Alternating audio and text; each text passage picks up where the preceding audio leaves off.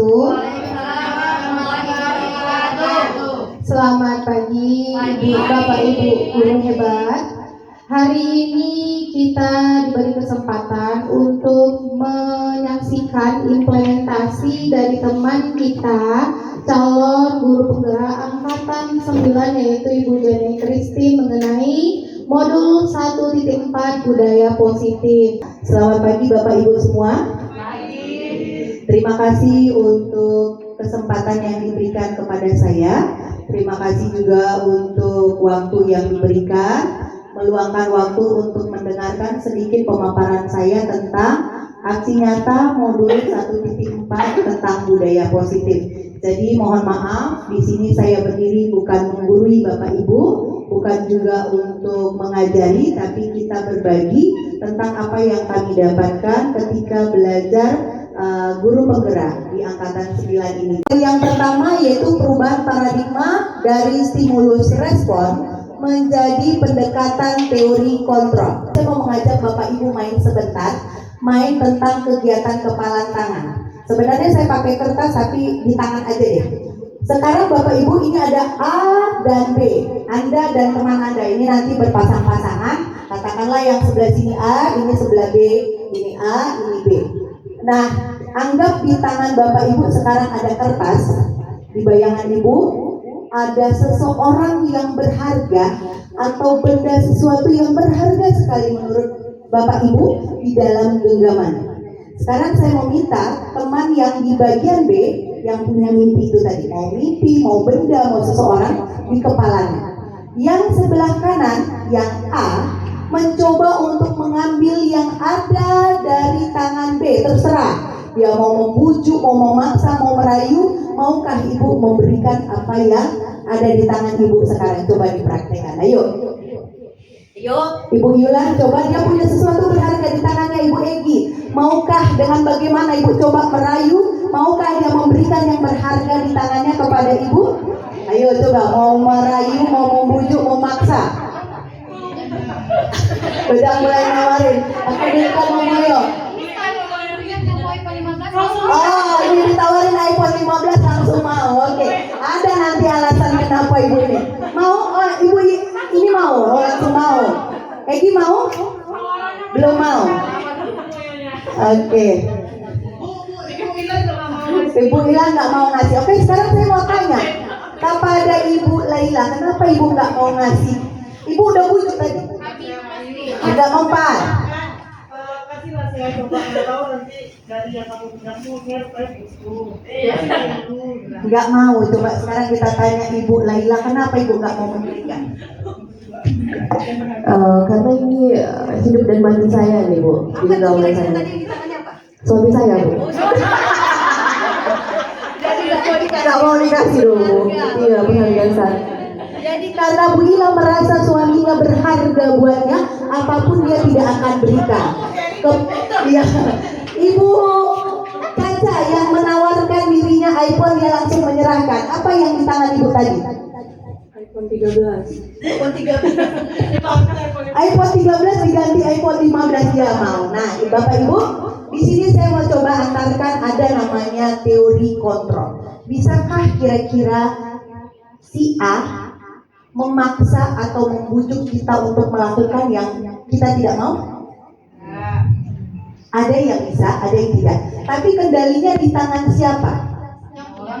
Di tangan diri sendiri. Kalaupun Bu Caca memberikan iPhone-nya tadi kepada Ibu Amel, karena dia berpikir bahwa ada motivasinya di sini. Ada guru mengontrol murid, kita menganggap bahwa kita bisa mengontrol murid, ternyata itu hanya ilusi. Yang kedua, ilusi bahwa kritik dan membuat orang merasa bersalah dapat menguatkan karakter. Kita bilang, kamu harus begini, kamu nggak bagus. Kita berharap bahwa dengan begitu anak menjadi kuat karakternya. Ternyata tidak. Yang ketiga, ilusi bahwa semua kebutuhan kita semua sama. Semua menganggap punya kebutuhan yang sama. Semua murid dianggap sama. tapi dalam teori kontrol, realitas atau kebutuhan kita berbeda-beda. Di kelas kita punya anak berbagai karakter, kita nggak bisa anggap mereka punya kebutuhan yang sama. Masing-masing punya kebutuhan yang berbeda. Oke, kita lanjut disiplin. Nah, ini kita coba materi kedua tentang disiplin. Disiplin berasal dari bahasa Latin disciplina yang artinya belajar. Jadi disiplin itu artinya belajar. Nah, disiplin diri membuat orang menggali potensinya menuju sebuah tujuan apa yang dia hargai. Namun dalam budaya kemudian ada nilai-nilai kebajikan universal. Apa itu nilai-nilai kebajikan universal? Sifat-sifat positif manusia yang merupakan tujuan mulia yang ingin dicapai setiap individu. Nilai-nilai tersebut bersifat universal, lintas bahasa, suku, bangsa, agama maupun latar belakang. Dengan mengaitkan nilai-nilai kebajikan yang diyakini seseorang, maka motivasi intrinsiknya akan terbangun sehingga menggerakkan motivasi dari dalam untuk mencapai tujuan yang diinginkan. Jadi nilai tadi saya sudah singgung, ada 3 yang mendasari seseorang itu berperilaku. Yang pertama, menghindari ketidaknyamanan atau hukuman. Yang kedua, untuk mendapatkan imbalan atau penghargaan dari orang lain. Nah, ini motivasinya masih dari luar, bukan dari dalam diri sendiri. Nah, ini contohnya kalau di kelas, saya datang tepat waktu jam pelajaran Bujen karena nanti kalau terlambat saya kena marah.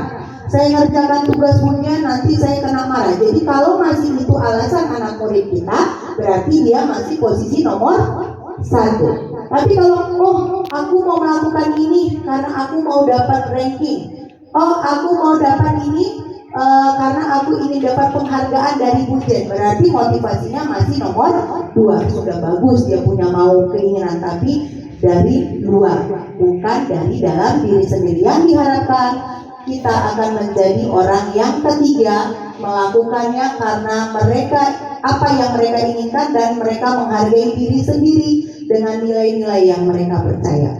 Bapak Ibu semua, yuk diperhatikan, kita mau belajar membedakan hukuman dan konsekuensi. Kadang-kadang kita berikan sesuatu ke anak, saya menganggap bahwa itu gak menghukum, tapi ternyata itu hukuman. Nah, kita coba belajar yang mana tindakan dari kita yang merupakan hukuman dan konsekuensi.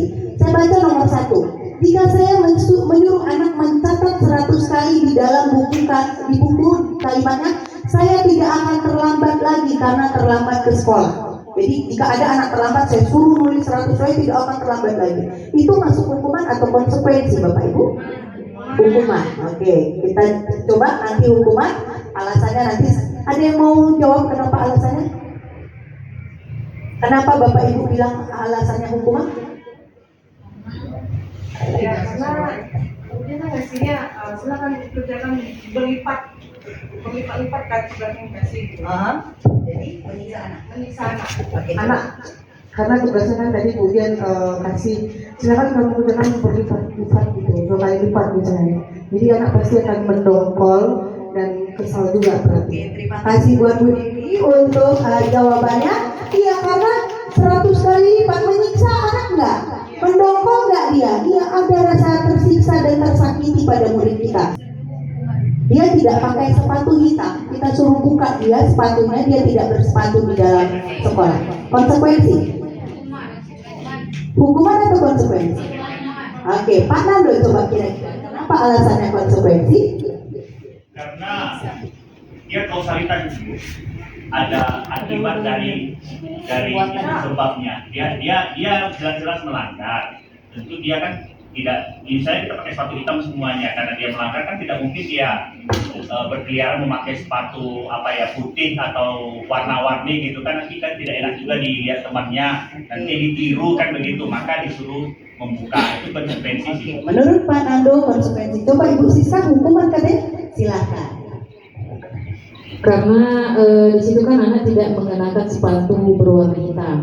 Kalau untuk konsekuensinya, yang pertama, anak tersebut kita minta keluarga atau orang tuanya mengantarkan sepatu yang berwarna hitam atau mengganti sepatunya berwarna hitam itu, tapi tidak membiarkan dia tidak mengenakan sepatu seharian.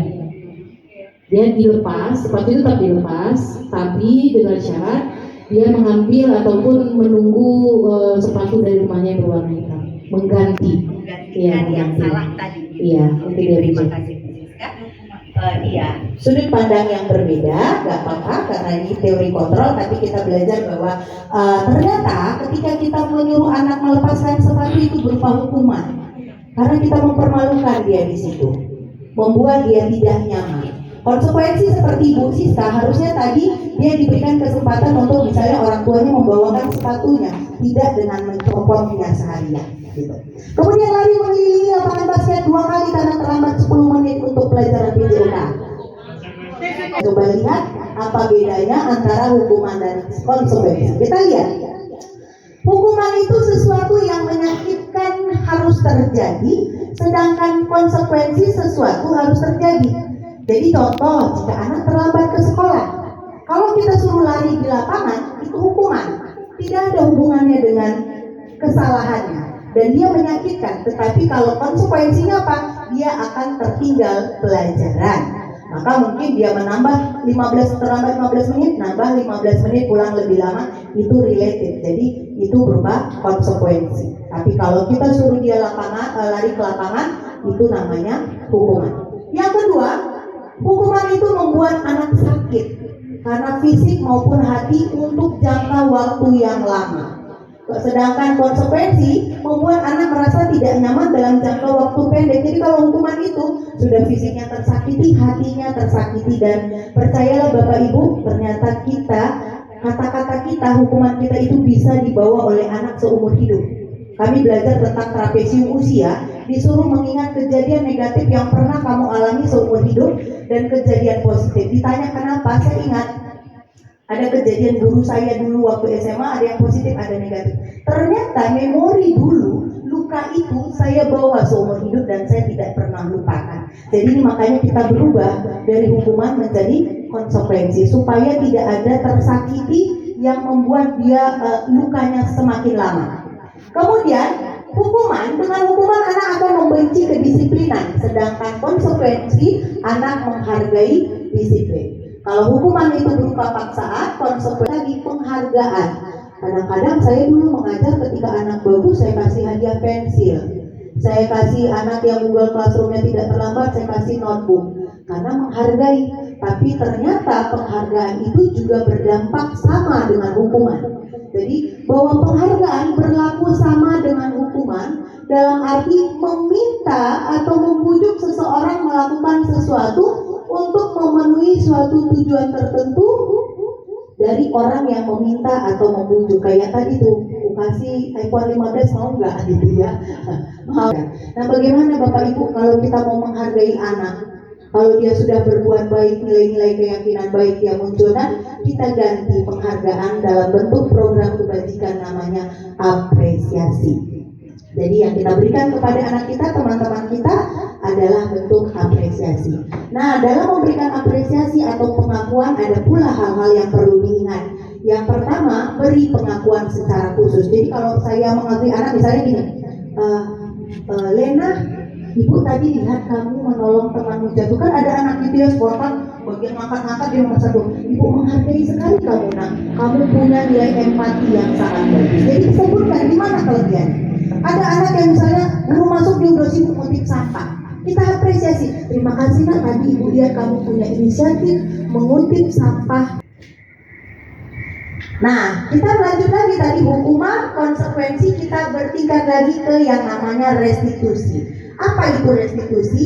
Proses menciptakan kondisi bagi murid untuk memperbaiki kesalahan mereka sehingga mereka bisa kembali pada kelompok mereka dengan karakter yang lebih kuat.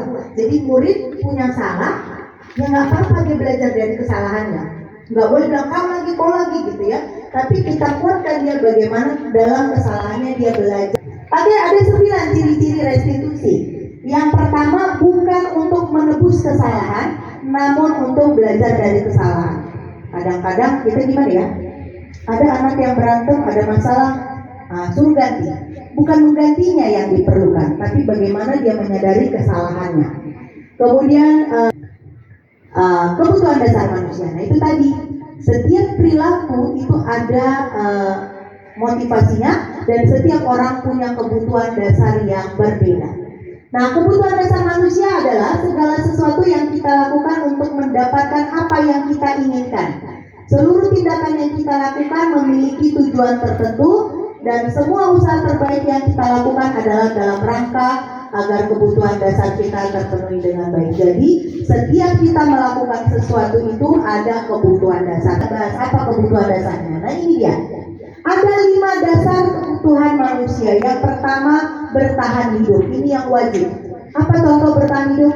Lapar, makanan, pakaian, kemudian kesehatan, rasa aman, itu kebutuhan dasar. Yang kedua, rasa kebutuhan kasih sayang dan rasa diterima. Contohnya, saya ingin punya teman yang banyak, saya pengen punya hubungan yang baik dengan semua, berarti saya punya kebutuhan akan kasih sayang atau diterima oleh komunitas saya. Dan yang ketiga, ada kebebasan. Kebebasan ini dia pengen ada pilihan, tidak ada dipaksa gitu ya. Kalau kesenangan dia untuk hiburan, lucu-lucuan. Jadi ada anak mengganggu temannya, dia bahagia, padahal temannya tersakiti. Berarti teman yang mengganggu itu dia butuh hiburan. Nah, dia butuh hiburan, akhirnya temannya digangguin. Kemudian yang terakhir adalah penguasaan. Penguasaan ini misalnya seseorang, aku ingin menguasai ini supaya aku terlihat pintar, atau aku ingin dihargai. Nah, itu kebutuhan akan namanya penguasaan. Jadi ada 5 kebutuhan dasar manusia. Nah, 5 posisi kontrol guru. Nah, sebagai guru ternyata kita ada 5 posisi kontrol. Yang pertama sebagai penghukum. Yang penghukum ini adalah guru yang taunya marah-marah tanpa memandang sudut pandang murid, dia akan menghukum. Yang kedua, pembuat rasa bersalah.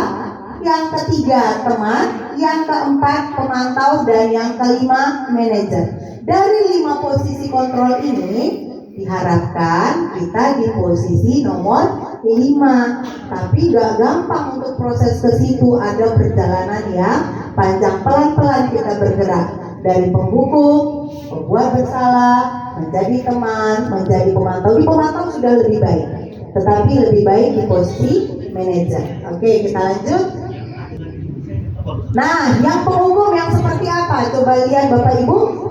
Kalau kamu tidak melakukannya, saya akan, katanya. Ya, guru penghukum itu akan menghardik, menunjuk-nunjuk, menyakiti, menyindir, mengancam. Nah, apa yang dirasakan oleh anak ketika guru sebagai penghukum?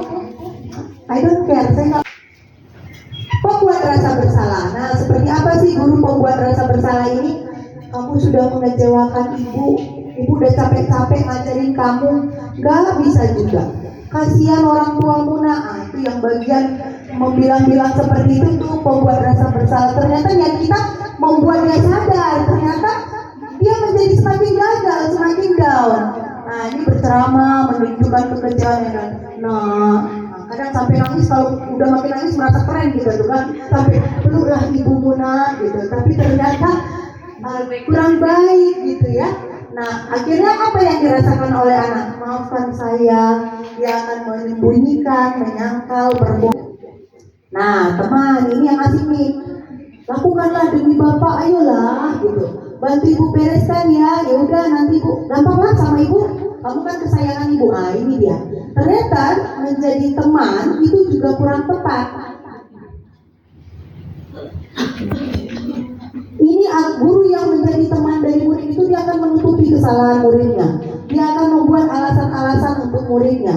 Dan apa yang dirasakan oleh murid akan ketergantungan, tidak mandiri. Yang keempat, pemantau. Nah, ini pemantau ini sudah lebih baik. Apa peraturannya? Apa konsekuensinya? Apa yang telah kamu lakukan? Nah, ini orangnya catat, by data semua. Sudah berapa kali kamu terlambat? Apa yang konsekuensinya? Gitu ya. Jadi dia menghitung dan mengukur. Ini sebenarnya sudah baik, gitu ya. Nah, kemudian yang si muridnya bagaimana? Dia akan menyesuaikan bila diawasi. Nah, kalau nggak diawasi ya nggak mau gitu. Jika sudah melakukan hal tersebut, saya akan mendapatkan apa? Nah, posisi kelima, manajer. Ngapain manajer ini? Nah, ini dia tadi motivasi internalnya. Kita tanya, Kita berikan tawaran bukan paksaan. Apa yang kita yakini, nak? Nanya sama dia biar dia mikir. Keyakinan lanjut. Kenapa dia keyakinan kelas? Untuk mendukung motivasi intrinsik, kembali ke nilai-nilai keyakinan, lebih menggerakkan seseorang dibandingkan mengikuti serangkaian peraturan-peraturan. Jadi kalau hanya peraturan, ya udah kukerjakan. Tapi kalau keyakinan, ada kesadaran dalam dirinya. Kenapa aku harus melakukan ini? Oke, nanti kita di sekolah akan coba buat pembentukan keyakinan kelas. Jadi anak-anak dari peraturan yang kalimatnya tadi perintah-perintah, kita rubah jadi kalimat positif, kita rubah menjadi keyakinan kelas, menjadi kata-kata yang seperti ini. Jadi keyakinan kelas itu bersifat abstrak. Tidak misalnya datang tepat waktu, kerjakan tugas, itu peraturan. Tetapi kalau keyakinan itu bersifat abstrak, misalnya kejujuran, tanggung jawab, itu yang akan kita yakini. Kemudian berupa pernyataan universal yang berlaku buat semua orang. Sedikit saja agar mudah diingat. Jadi kalau peraturan itu banyak, kalau keyakinan nggak perlu banyak, sekitar 3-8 saja supaya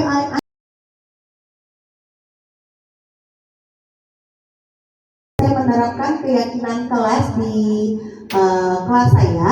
Ini saya jadikan dalam 3 video. Yang saya lakukan yang pertama adalah saya memberikan pengantar dulu tentang apa itu keyakinan kelas. Jadi keyakinan kelas itu adalah nilai-nilai yang kita percayai bersama, gitu ya. Kemudian nanti anak saya arahkan untuk berdiskusi satu kelompok untuk menuliskan nilai-nilai apa yang mereka yakini perlu diterapkan di kelas itu. Apakah kejujuran, tanggung jawab. Nah, nanti setelah mereka berdiskusi, mereka akan menuliskannya atau menempelkan sticky note-nya ke papan tulis. Nanti dari hasil dari papan tulis itu akan kita saring. Misalnya dia bilang meminjam buku harus dikembalikan. Nah, itu termasuk nilai yang mana? Tanggung jawab. Nanti dibilang piket kelas, masuk kemana? Tanggung jawab. Kemudian mengerjakan PR, tanggung jawab. Jadi universal dia. Dia menyadari bahwa segala sesuatu harus dilakukan dengan tanggung jawab. Begitu kira-kira. Nah, diharapkan ini juga dilakukan untuk kelas-kelas yang lain supaya menguatkan anak-anak. Karena ini keyakinan bukan hal yang mudah, Bapak Ibu. Mereka masih mengingat peraturan harus diingatkan, karena keyakinan itu harus dari dalam. Jadi motivasi internal. Nah, disinilah peran guru menuntun konsisten untuk menguatkan mereka sehingga muncul motivasi intrinsik. Terakhir yaitu segitiga restitusi. Nah, segitiga restitusi ini adalah suatu proses dialog yang dijalankan oleh guru atau orang tua agar dapat menghasilkan murid yang mandiri dan bertanggung jawab. Jadi itu tadi, restitusi itu kita dialog. Boleh kita dengan anak, kita dengan murid, mengajak dialognya supaya menghasilkan murid yang bertanggung jawab. Ketika kita melakukan restitusi ada 3 tahap. Tahap pertama yang kita lakukan menstabilkan identitas. Baru yang kedua validasi tindakan yang salah, dan yang ketiga kita menanyakan keyakinan. Jadi dari menstabilkan identitas adalah prinsipnya membuat kesalahan adalah bagian dari proses pembelajaran. Jadi kita tanamkan ke anak-anak salah itu nggak apa-apa, tapi yang penting adalah bagaimana belajar dari kesalahan. Nah, apa yang kalimat kita lakukan ketika menstabilkan identitas? Gak apa-apa nak, salah itu wajar. Tidak ada manusia yang sempurna. Validasi tindakan yang salah. Ini prinsipnya setiap perilaku berupaya memenuhi kebutuhan tertentu. Jadi seseorang itu berperilaku ada kebutuhan yang mau dia penuhi. Jadi kenapa dia lonjok temannya? Kenapa dia ngejek temannya? Ada dasarnya.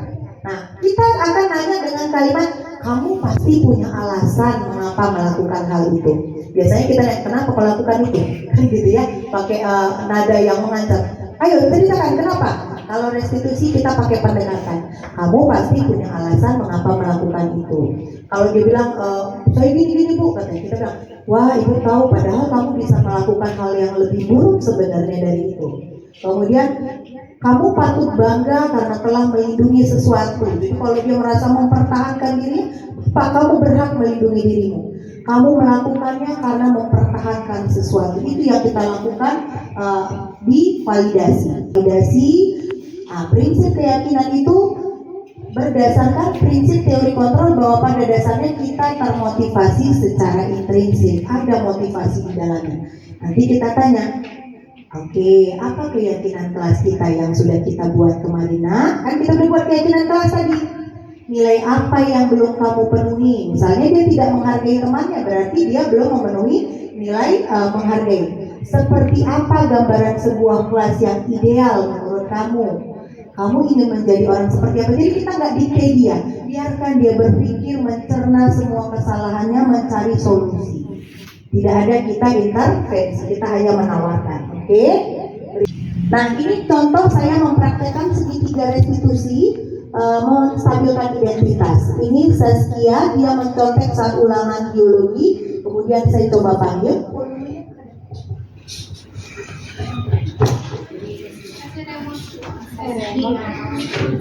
Validasi tindakan yang salah. Tahu, tapi pasti punya alasan kenapa kamu lakukan itu. Mau cerita sama ibu? Iya Bu, karena saya nggak sempat belajar malam tadi dikarenakan Kia harus merawat ibu Kia yang sakit, dan karena Kia sudah takut nilai Kia turun, jadi Kia terpaksa mencontek pada saat ulangan. Jadi kamu merawat ibu bangga sama kamu ya. Kamu berdua bertanggung jawab jadi anak yang baik yang rawat orang tua. Tapi ada cara lain yang lebih baik yang bisa kamu lakukan daripada yang kamu lakukan tadi.